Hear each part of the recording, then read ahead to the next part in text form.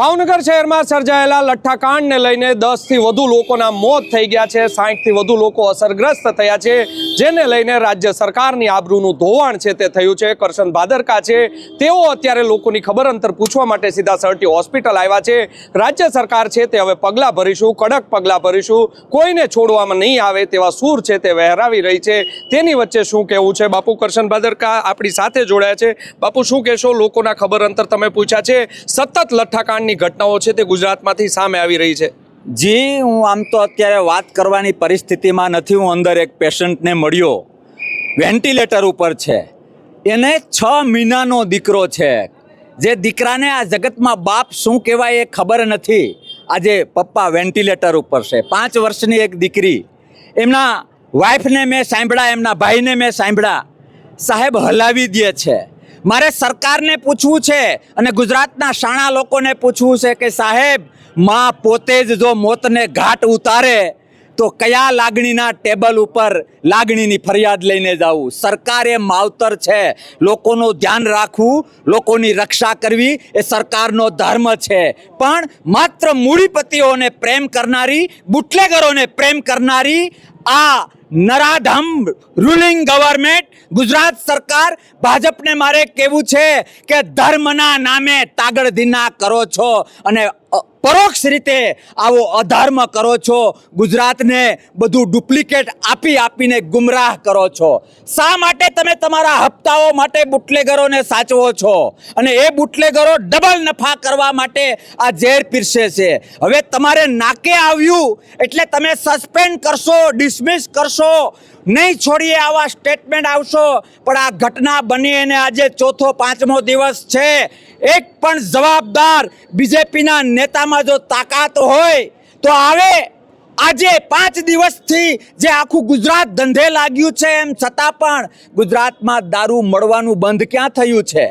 BJP વાળા ભાઈઓને મારે સવિનય આમંત્રણ આપવું છે કે આવો, પહેલા તમે ઓર્ડર આપો દૂધ માટે, પછી હું તપાસ કરીને ઓર્ડર આપું દારૂ માટે। સાહેબ, ગુજરાતમાં દૂધ પહેલા જો દારૂ ના આવે ને તો હું જીવતા સમાધિ લેવા માટે તૈયાર છું, જીવતા સમાધિ લેવા તૈયાર છું। શા માટે ગાંધીને તમે બદનામ કરો છો? ગાંધીના ગુજરાતને તમે બદનામ કરો છો। સરકાર, દુનિયા જાણી ગઈ છે, ગુજરાત જાણી ગયું છે કે કદાચ મારે ન્યાય લેવો હોય ને તો ન્યાયાધીશ પાસે જવું પડે, પણ ન્યાયાધીશની ખુરશી ઉપર જ ગુનેગાર જેવી આવી સરકાર બેઠી હશે તો આ મારો ગુજરાતી ન્યાય લેવા જશે ક્યાં? હદ થઈ જાય છે, સુધરી જાઓ। ભાજપવાળા, વગર માંગી સલાહ આપું છું કે સુધરી જાઓ। 9 મોત થયા છે, રજીસ્ટર નહીં થયા હોય એવા કેટલા મોત હશે મારો રામ જાણે, હજી કેટલા મોત થશે મારો રામ જાણે।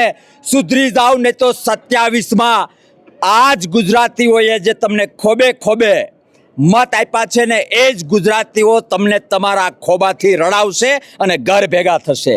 માનવ, આ શું માનો? આ અકસ્માત છે? નહીં, આ માત્ર લઠ્ઠાકાંડ છે? નહીં, આ પરોક્ષ રીતે હત્યા છે અને હત્યા ભાજપ સરકાર દ્વારા કરવામાં આવી છે। 2-5 લાખના હપ્તાઓની લાલચ માટે એ ઇન્સાનો સાથે મૃત્યુ તરફ જીવનને ઢસડી રહ્યા છે, નહીં ચલાવી લેવામાં આવે। સુધરવું હોય તો સુધરો, બાકી તમારા દિવસો ભરાઈ ગયા છે। અને હું ફરીથી કહું, તમારી આઈબીને કામે લગાડો અને જાણો કે ગુજરાતના કયા ખૂણે up to time, up to date દારૂ નથી મળતો, એ બંધ કરાવો, બંધ। ધર્મના નામે વર્ષોથી તાગડધીના કરો છો અને આવું પાપ કરીને અધર્મ કરો છો। તમારી પાસે સત્તા છે, પાવર છે, બીજા કોઈથી ડરો કે ના ડરો, ભગવાનથી ડરો, ભગવાનથી ડરો, નહીં તો ભગવાનની લાકડીમાં અવાજ નહીં આવે, ઘર ભેગું થવાનો વારો આવશે। જી બાપુ, ખાસ કરીને ગુજરાતમાં આ પ્રકારનો મિથેનોલ વાળો દારૂ બનતો હોય, આટલા લાંબા સમયથી આ દારૂ બનતો હશે તેવું કહેવાય રહ્યું છે। હજુ થોડા મહિનાઓ પહેલાં પણ મહુવા ગ્રામ્યમાંથી દારૂની આખી મોટી ફેક્ટરી ઝડપાઈ હતી। જો ત્યારે પોલીસ તંત્ર જાગ્યું હોત, પગલાં લીધા હોત તો આ ઘટનાને અટકાવી શક્યો હોત તેવું પણ લોકો કહી રહ્યા છે, પરંતુ ત્યારે પણ એક પણ અધિકારીઓ સામે પગલાં ભરવામાં નહોતા આવ્યા। અરે ભાઈ સાહેબ, પાયામાં જ બધું ખોટું છે। દારૂની ફેક્ટરી કે ઝેરી દારૂ કે તો પછીની વાત છે। અરે ગુજરાત, બુદ્ધિના લઠ્ઠોને સમજવાની જરૂર છે કે ગુજરાતમાં દારૂ બંધી છે। દારૂ આવે જ શા માટે? કયો પ્રેમ, કયો હપ્તો, કયું તંત્ર? એના નેતાઓ બીજેપીના નેતાઓ ખખડાવે છે, તંત્રને સસ્પેન્ડ કરે છે, ડિસમિસ કરે છે, પાર્ટ ઓફ પ્રોસેસ કરવા જોઈએ. તમે શું માનો સરકારની મેલી નીતિ ન હોય તો એક પણ પોલીસવાળો હપ્તો લઈ શકે નહીં, એક પણ તંત્ર ભ્રષ્ટાચાર કરી શકે નહીં. મિલી ભગત સરકારની છે, સરકારના પેટમાં પાપ છે અને એટલા માટે આ બધું થઈ રહ્યું છે. અરે ગુજરાતની ધરતી ઉપર દારૂની ફેક્ટરી, દારૂ વેચાવો, દારૂનું પોઈઝન થવું, એના દર્દીઓની ખબર પૂછવા આવવું, આ બધું જ ગુજરાતની ધરતીનું હળાહળ અપમાન છે. કારણ કે જે ધરતી ઉપર દારૂબંધી છે એ ધરતી ઉપર આપણે આ ચર્ચા કરવી પડે છે. સાહેબ, ખૂબ દુઃખ થાય છે. લોકશાહી સંકટમાં છે. આ ભારતીય સંસ્કૃતિની હત્યા છે, આ ગુજરાતની ગરિમાની હત્યા છે, આ ગરીબની હત્યા છે, આ મજૂરના પરસેવાની હત્યા છે, આ સરકાર શબ્દની હત્યા છે. એટલા માટે શરમથી માથું આ સરકારનું ઝૂકી જવું જોઈએ અને સત્તા છોડીને ઘર ભેગું થઈ જવું જોઈએ. જી બાપુ, જે હોસ્પિટલમાં તમે અત્યારે દર્દીઓની ખબર અંતર પૂછવા આવ્યા છો એ જ હોસ્પિટલમાં 2022ના બોટાદ જિલ્લાના બરવાળામાં પણ લઠ્ઠાકાંડ થયો હતો. ત્યારે પણ તે દર્દીઓ અહીંયા જ દાખલ હતા. ત્યારે પણ સરકારે છે તે આઈપીએસ અધિકારીઓની બદલી કરી હતી. જ્યારે આવા લઠ્ઠાકાંડ થતા હોય છે, માત્ર આવા તપાસના નાટકો થાય છે, અધિકારીઓની બદલી થાય છે, પરંતુ વાસ્તવિક પછી સ્થિતિ છે તે એની એ જ થઈ જાય છે. તો સરકારે તમારા મતે એવા શું પગલાં ભરવા જોઈએ કે જેને લઈને આ લઠ્ઠાકાંડ છે બીજી વાર ન સર્જાય? કારણ કે 10 જેટલા પરિવારોનો માળો વિખાઈ ગયો છે. એક વાક્યમાં સરકારને ગુજરાત લોકશાહી પ્રત્યે પ્રેમ હોય તો સત્તા છોડી દેવી જોઈએ. અને તમારા માધ્યમથી મારે ગુજરાતના લોકોને પણ બે હાથ અને ત્રીજું માથું જોડીને વિનંતી કરવી છે. થોડાક વર્ષ પહેલાં આ થયું, પાછું આ થયું. મારે જનતાને, ગુજરાત પ્રેમી, લોકશાહી પ્રેમી અને રાષ્ટ્ર પ્રેમીને પણ વિનંતી કરવી છે કે ભાજપને ખબર પડી ગઈ છે કે તમને, મને, આપને સૌને ગમે એટલા મરી જાય તો એ ભૂલી જવાની આદત છે. જો એ ભૂલીશું નહીં ને તો સરકાર તો શું, સરકારના પપ્પાએ પણ દંડવત થવું પડે, સરકારે સ્વીકારવું પડે, લોકશાહીનું રક્ષણ કરવું પડે. આવો સૌ સાથે મળીને અવાજ ઉઠાવીએ. લોકશાહીમાં જો કોઈ બાપ હોય, લોકશાહીમાં જો કોઈ રાજા હોય તો એ લોકો છે. આ મૃત્યુ થયા, આ જે મૃત્યુ થવા જઈ રહ્યા છે એ કોઈ એક પરિવારનો મામલો નથી. વારા પછી વારો, મેં પછી ગારો, મારા પછી તારો. આપણા ઉંમરે પણ આવો અન્યાય આવે એ પહેલાં દરેકે જાગવાની જરૂર છે.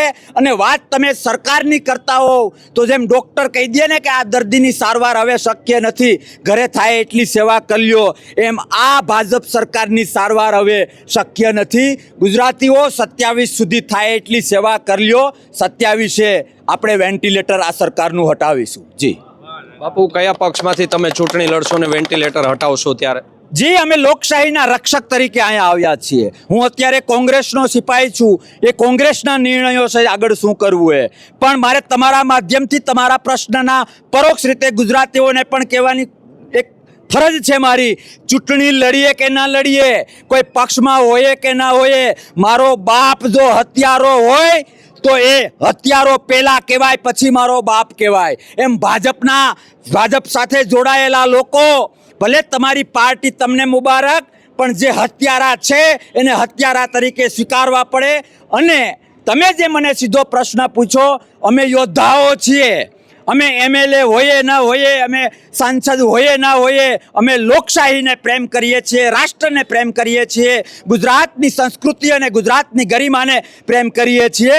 ક્યાંય પણ કોઈ પણ ખૂણે અન્યાય થશે તો ધર્મને નજર સમક્ષ રાખીને અમે લડીશું. બાપુ, અંતિમ સવાલ. માત્ર નાના પોલીસ કર્મચારીઓ તેમજ 2 પીઆઈને અત્યાર સુધીમાં સસ્પેન્ડ કરી દેવામાં આવ્યો છે.